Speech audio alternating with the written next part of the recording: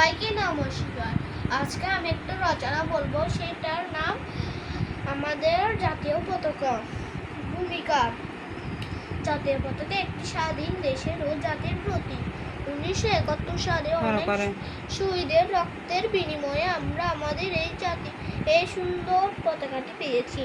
পরিচিতি: আমাদের পতাকা আয়তাকার এবং এটি দুইটি রঙের তৈরি।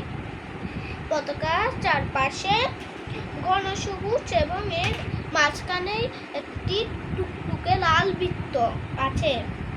পতাকার দৈর্ঘ্য ও প্রস্থের অনুপাত হলো 10:6। পতাকার মর্যাদা: জাতীয় পতাকা আমাদের অহংকার।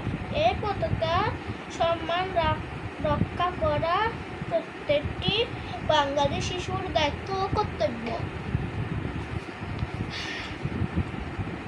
উপসংহার: আকাশের বুকে যখন আমাদের জাতীয় পতাকা পথ করে উঠতে থাকে, তখন আমাদের মন আনন্দে ভরে ওঠে। আমরা আমাদের জাতীয় পতাকাকে অনেক ভালোবাসি। সবাইকে নমস্কার। এটার জন্য আমাকে